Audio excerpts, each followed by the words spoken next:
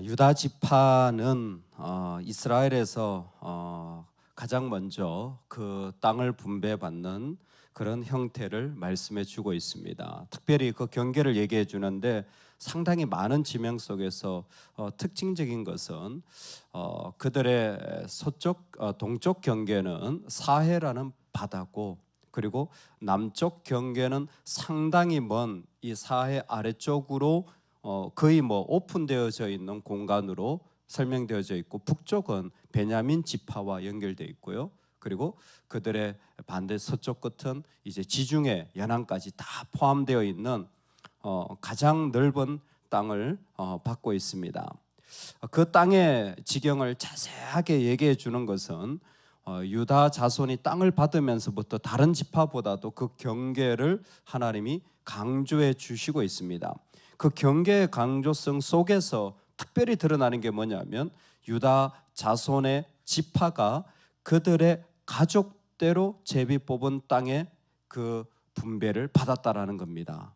이거 보니까 우리는 조금 더 이미 앞에서 나왔지만 아간을 얘기할 때 유다 지파, 세리 족속, 삽디 가족, 갈미의 아들 아간, 이게 구체적인 이스라엘의 형태죠. 지파가 있지만 셰벳, 그 안에 족속이 있어요. 미시파하, 그 가운데 가족이 있어요. 바이트, 그리고 부모와 자녀로 하는데, 아마 여기에 지금 가족이라고 할 때는 가장 최소한의 가정 단위를 말하는 거예요. 그러니까 땅을, 유다 지파는 베냐민 딱 붙었지, 거기서부터 남쪽으로 사해까지, 그리고 저 바다까지, 여기가 유다 지파야 하는 것도 있지만 그 안에 가족별로 다 영역을 이렇게 구분해서 주는 것이죠. 그래서 나중에 보면 슬로보아스의 딸들 이야기가 나오는데, 자기 가족의 땅을, 우리는 딸들밖에 없는데 이 땅을 어떻게 하느냐 문제가 나오는 것들도 이 가족별로 땅이 이미 다 같이 분배가 되고 있는 거예요. 그러니까 이 땅 분배에서 유다 지파를 통해 첫 번째 알 수 있는 것은, 거시적으로도 하지만 하나님께서 미시적으로 그 안에 상세한 가족의 경계를 지금 하나씩 다 주고 계시다라는 겁니다. 여러분, 이거는 이스라엘의 특수성이죠. 이때 가족 단위는 혈연이에요.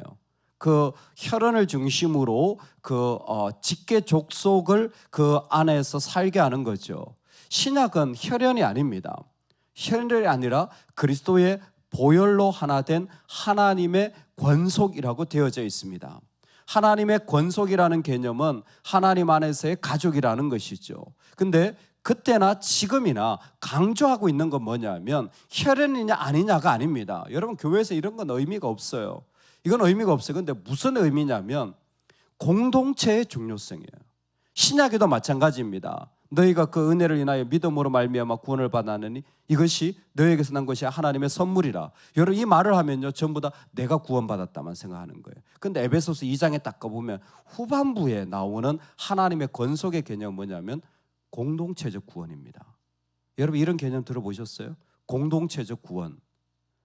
많은 분들이 이걸 모르고 있더라고요. 구원은요, 나 혼자 받는다고 생각하면 절반밖에 모르는 거예요. 내가 하나님의 백성들과 함께 구원받는 겁니다. 그러니까 교회를 떠나서는 구원이 없어요. 이걸요, 우리 신앙에 되게 중요한 이야기입니다. 우리는 혈연이 아니에요. 우리는 함께 구원받는 공동체라는 거예요. 에베소서에 이 말씀을 딱 하면서 우리의 구원이 무엇인지를 설명해 주는데, 처음 복음을 받은 자들도 싸우다 보면 내 믿음 지켜야지. 여러분, 내 믿음 지킬 뿐만 아니라 내 교회의 믿음도 지켜야 됩니다. 이게 얼마나 중요한 일인지 여호수아서의 이 모습은 앞으로 신앙생활에 나가는데 계속해서 이 그림을 하나님이 사용하시는 거예요. 혈연이 아니라 그 최소 단위의 공동체로 하나님 나라를 주님 다시 오실 때까지 계속 이어가신다라는 강력한 도전입니다. 오늘 우리가 하나님 앞에 나아갈 때 여러분, 내 믿음을 세우는 것도 좋지만 우리 가족이 교회 공동체를 세우는 축복이 있기를 주의 이름으로 축원합니다. 다시 한번 우리 가족이요, 교회 공동체를 세우는 최소 단위로 부름받는 은혜가 있기를 축복합니다. 이건 마치 내가 어떻게 예수님 떠나서 살 수 있습니까? 여러분 그건 불가능하죠? 할렐루야. 내가 어떻게 예수님 떠나서 살 수 있습니까? 마찬가지로 어떻게 우리 가족이 교회를 떠나서 살 수 있습니까? 우리는 교회를 세우고 그 공동체의 구원에 참여합니다라는 것이 바로 이 가족 단위의 중요성이고, 이스라엘은 계속해서 이것을 경험하는 거예요. 이것은 나중에 하나님의 교회를 세우고 하나님 나라를 이루어갈 때도 마찬가지입니다. 공동체는 여전히 하나님 나라의 중요성을 가지고 있고, 특별히 유다 지파를 통해서 그 일들이 지금 이루어지고 있습니다. 유다 지파 하면 우리가 정말 고백할 수밖에 없는 게 창세기에 유다를 향한 축복의 메시지입니다. 야곱이 내게서 떠나지 아니하며 통치자의 지팡이가 내 발 사이에서 떠나지 아니하리라. 76,500명의 인구로서 가장 많은 인구를 가지게 되어지는데, 유다 자손은요 참 축복이라는 게, 숫자적으로 그들은 광야를 지나면서도 번성해요. 그리고 계속 인구가 늘어납니다. 하나님이 그들을 지키고 보호하신다라는 거죠. 그래서 놀랍게 모든 지파들 가운데 행진할 때도 제일 앞에서, 그리고 여호수아 정복 전쟁을 할 때도 유다가 제일 먼저, 이제 사사 시대가 시작됩니다. 사사기에도 유다가 먼저 올라갈지라. 하나님이 항상 유다를 불러요. 여러분, 하나님 앞에 마음껏 쓰임 받는 가정 되시기 바랍니다. 그게 큰 축복이에요. 하나님 앞에 마음껏 쓰임 받는 게 그게 큰 축복이에요. 그냥 힘들게 그냥 우리가 날마다 부르고 그냥 목사님 왜 나만 시키나? 주여, 복을 그냥 발로 차는 거죠. 근데 사람들 그걸 깨닫지를 못하더라고요. 많이 섬길 수 있는 게 축복이에요. 우리 믿음으로 선포합시다. 먼저 아멘 하겠습니다. 먼저 아멘 하겠습니다. 누가 헌금하시겠습니까? 누가 섬기시겠습니까? 여러분 먼저 올라가시기를 주의 이름으로 축복합니다. 유다는 그래서 복을 받은 것 같아요. 진에 딱 앞에 할 때 여러분 얼마나 힘들었을까요? 광야에서 얼마나 두려웠을까요? 도대체 이거 뭘 하는 건지, 무슨 의미가 있는지, 40년을 이러고 다녔으면 얼마나 괴로웠을까요? 근데 유다는 항상 이 일들에 하나님 앞에 먼저 올라가서 계속해서 이 일들을 감당하는 지파로, 말할 것도 없이 나중에 다윗이, 그리고 그리스도가 이 지파를 통해 일어나는데, 핵심은 뭐냐? 민족의 중심으로 하나님이 그 하나하나, 그 지파 안에 있는 가문 하나하나, 가족 하나하나를 하나님 사용하시는 거예요. 그러니까 그 안에는 이런 DNA가 꽉 차 있는 거죠. 하나님 앞에 아멘하며 하나님이 부르실 때에 그 온 가족이 그 교회를 세우기 위하여 나아가는 그 열심이 그들 가운데 있는 겁니다. 또 하나, 이 유다 지파를 소개하면서 나온 특징이 무엇이냐면 바로 8절에 나오는 여부스 예루살렘입니다.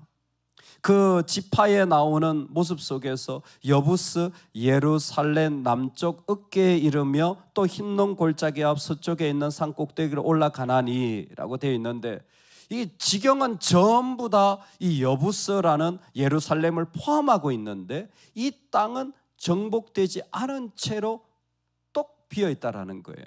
그래서 갈렙이 헤브론을 달라고, 그리고 또 정복 전쟁을 하면 사사기에서 또 이 전쟁을 치르게 되어집니다. 이게 하나님께서 우리에게 다 주신다고 할지라도 어떤 부분은 이렇게 남겨놓는 것을 종종 보게 되어지죠. 한 부분에서는 불순종의 자리고요, 한 부분에서는 앞으로 나아가야 될 자리입니다. 그런데 여기에서 약간 좀 이렇게 시선을 좀 크게 보면, 이렇게 정복되지 않은 땅들이 모든 지파들마다 다 있습니다. 근데 사사 시대에 가면요, 그 정복되지 않은 땅을 향하여 여전히 정복해 가는 지파가 딱 두 개 있는데 유다와 요셉이에요. 그래서 사사기에 가면 다른 지파는 별로 언급을 안 해요. 반면에 베냐민 같은 곳은요, 아주 이게 그냥 싸움 걸고 막 드라빈 숨기고 막 그냥 이런 일들 막 나타내는 그 지파로 나오는데, 유다는 이미 그 넓은 땅을, 인구가 많기 때문에 넓은 땅을 받았잖아요. 안정이 됐잖아요. 여러분, 그럼 뭐 합니까? 내가 땅이 다 있어요. 먹고 살만해요. 그럼 뭐 합니까? 누리려고 해요. 사람들은 누리려고 해요. 근데 유다는 어떠냐면 사사시대를 보면 여전히 정복 전쟁에 나서는 거의 유일한 지파 가운데 하나예요.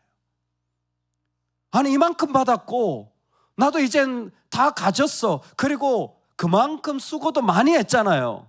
그러면 아유, 나도 이제는 내 자리. 아니요. 여전히 정복 전쟁에 나가서 이 예루살렘을 완전히 탈취하게 되어져요. 여러분, 이 이야기가 우리한테 정말 너무나 중요하게 여겨지는 게 하나님 앞에 축복받을 때 겸손하시기 바랍니다. 겸손하시기 바라요. 그게 예루살렘이에요. 하나님 예루살렘을 지금 정복하지 않게 하시는 거예요. 왜? 너는 여전히 순종해야 된다. 너는 여전히 순종해야 된다. 내가 이만큼이나 가지고 있는데요. 내가 이런 사람인데요. 아니야. 우린 여전히 순종해야 될 지파야. 여러분, 그 DNA가 유다에 있어요. 이상하게 땅이 작은데도 순종하지 않아요. 이상하게 여전히 남아있는데도 그 자리에 가만히 있어요. 근데 유다는 가장 광활한 땅을 가지고 가장 많은 인구를 가지고 있으면서도 그 안에 수많은 이야기들이 있음에도 불구하고 여전히 순종하며 나아가는 지파로 하나님이 세워주시는 복을 누리게 돼요. 그게 그들 가운데 일어나는 이 여부스와 예루살렘에 대한 이야기입니다. 오늘 우리가 하나님 앞에 살아나갈 때에 사실은 이 겸손과 여전히 하나님을 순종해 나가는 마음이 정말로 필요하리라 생각되어집니다. 예수님께서는 부자가 천국 들어가는 것이 낙타가 바늘기 들어가는 것보다 어렵다고 했습니다. 가능합니다. 부자도 천국 가는 게. 그러나 부자가 해야 될 일을 예수님 말씀하신 거죠. 겸손하고 더 겸손해야 되는 거예요. 겸손하고 더 겸손해야 되는 겁니다. 아이들끼리 싸우면요, 주먹 몇 대 맞아도 안 다쳐요. 그러나 아이랑 어른이 싸우면요, 어른 중에 한 대만 맞으면 아이는 너무 심각한 피해를 입는 거예요. 나에게 돈의 힘이 있고 나이의 힘이 있고 경험의 힘이 있고 지식의 힘이 있고 자리의 힘이 있고 세상이 준 힘이 있을 때 더 겸손해져야 합니다. 그래야 그것을 하나님이 쓰실 수가 있는 겁니다. 예루살렘이 정복되지 않는 건 사실 뼈아픈 가장 중요한 땅을 하나님이 제외시키는 일일 수도 있습니다. 그래야 겸손해지고 낮아져서 하나님이 이 지파를 더욱 아름답게 쓸 수 있기 때문입니다. 오늘 유다를 보면서 우리는 가장 먼저 올라간 지파의 내면을 보게 되어진 것 같습니다. 가장 먼저 올라가고 가장 선두에서는 그들의 그 아멘에 나올 수밖에 없었던 것은 가문별로 그 모든 지파들이 그 공동체적 구원에 부름받아서 세움받아 달려가고 있다라는 거예요. 가정들마다 교회를 어떻게 섬기며 나아가는 일들을 통하여 하나님 나라를 이 지파를 통하여 허락하고 계시는 것, 가장 중요한 예루살렘을 빼고 땅을 주심을 통하여 여전히 그들이 겸손하게 하나님을 순종하여 땅을 가졌음에도 불구하고 정복 전쟁에 초대하고 계시다라는 겁니다. 이미 구원받았지만 아직 여전히 하나님 앞에 너무나 부족한 자로 자신을 엎드려서 순종하며 나아가는 자로 세워질 때 유다 지파의 아름다움은 우리의 삶 안에도 그대로 이루어질 줄로 믿습니다. 사랑하는 여러분, 우리 가정이 유다 지파의 복이 있기를 주의 이름으로 축원합니다. 정말 어느 기업보다 유다 지파는 다음에 이제 갈렙 이야기 다음에 또 나오게 되어져요. 하나님이 이 지파를 사용하신 것처럼 우리 가문을 사용하셔서 하나님 나라를 세우는 가장 먼저 아멘하는 복이 있기를 주의 이름으로 축원합니다. 아멘, 아멘. 우리 같이 한번 기도하겠습니다. 이렇게 기도합시다. 하나님 나라의 중심이 되는 가문이 되게 하여 주십시오. 하나님 나라를 쓰실 때 하나님 우리 교회를 꼭 사용하여 주시옵소서. 하나님 정말 그냥 있다가 사라지는 것 아니라 끝까지 순종함으로 이 땅에서 하나님 나라에 아름다운 영향력을 미치는 그러한 인생 되게 하나님 우리를 불러 주시옵소서. 우리 다 같이 이 제목으로 우리 주여 한번 외치고 간절한 마음으로 기도하며 나아가시겠습니다.